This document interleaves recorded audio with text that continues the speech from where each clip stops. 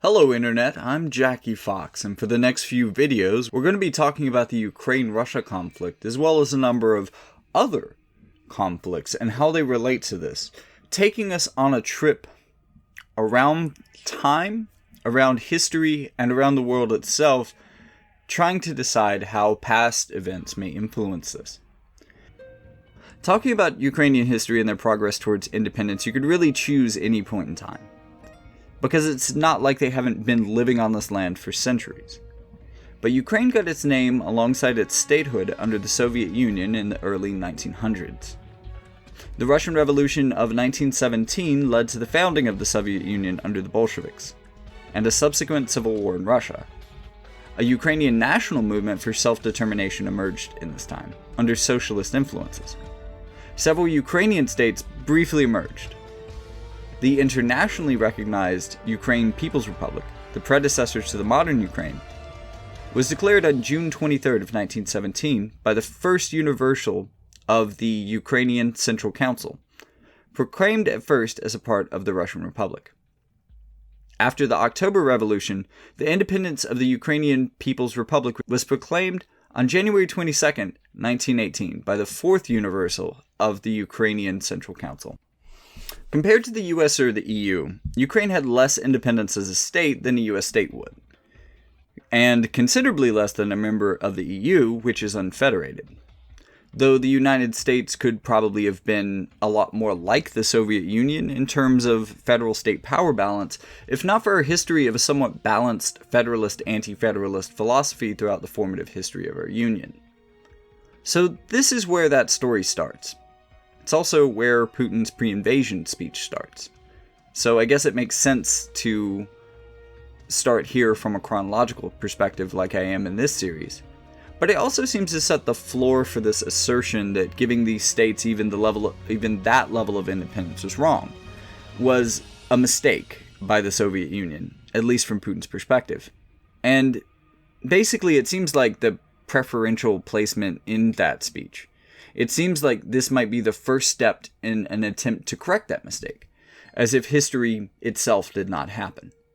And in terms of what he declared in that speech that he was going to do and what he actually did, there's a gulf wide enough to pass an entire Russian invasion through.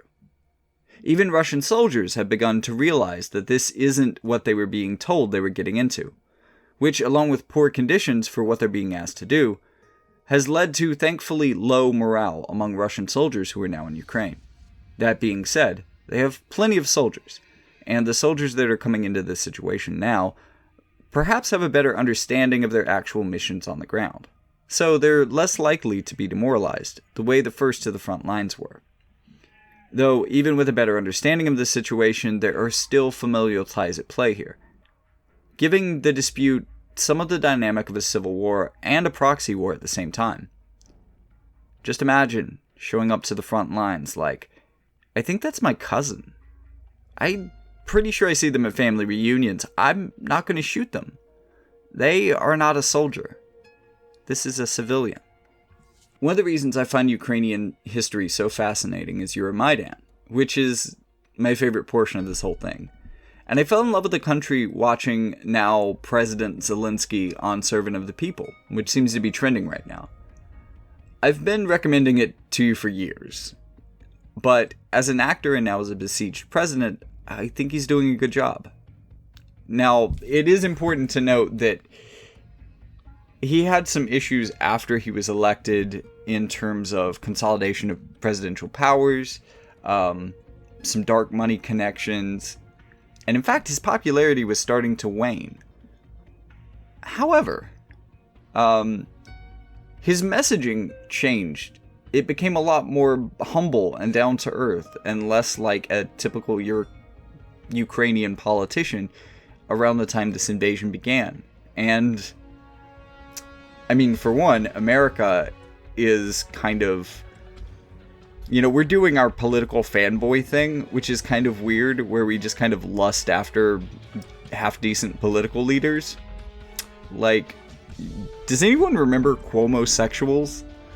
And I mean, he's not even a half-decent political leader. We just freaked out over him for no reason in the middle of the pandemic. Like, while he was shielding companies from being sued for killing the elderly with COVID.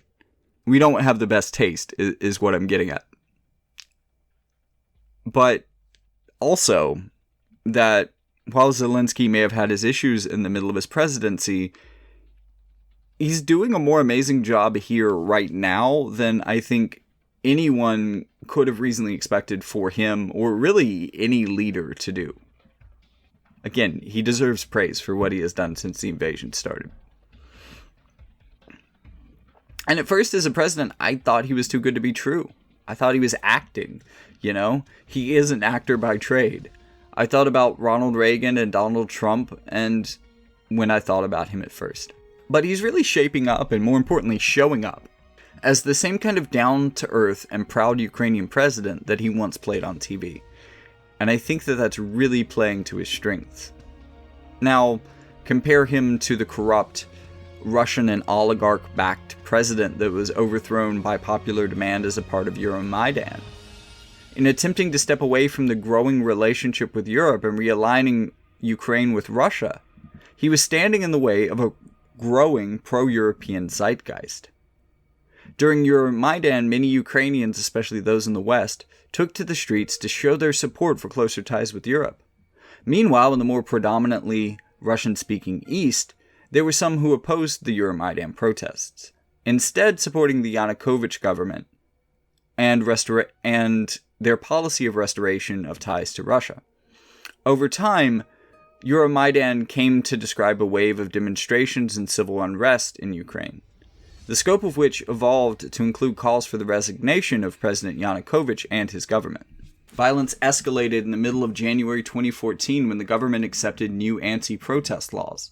Anti-government demonstrators occupied buildings in the center of Kyiv, including the Justice Ministry building, and riots from February 18th to 20th left 98 people dead, with approximately 15,000 injured and 100 missing. On the 21st of February, President Yanukovych signed a compromise deal with opposition leaders that promised constitutional changes to restore certain powers to parliament and called for early elections to be held in December. Petro Poroshenko, running on a pro-EU platform, won this election with over 50% of the vote, therefore not requiring a runoff election. While this is common and expected in our electoral system, it's uncommon for a candidate to win in the first round of an election in Ukraine. It's also worth noting that Volodymyr Zelensky won in the first round with 74% of the vote, which is even more uncommon. Upon his election, Poroshenko announced that his immediate priorities would be to take action in the civil unrest in eastern Ukraine and to mend ties with the Russian Federation. In the following October 2014 parliament elections, Petro Poroshenko's bloc Solidarity won 132 of the 423 contested seats, giving his government even more consolidated power. With this, the people of Ukraine had seized back their future, and they'd used it to reach out to allies and comrades in Europe. One of the things that was most interesting about this protest, and one of the things that gets some of the more orthodox leftists mad, really gets their panties in a bunch, is that during this movement there were a lot of Lenin statues that were taken down by force.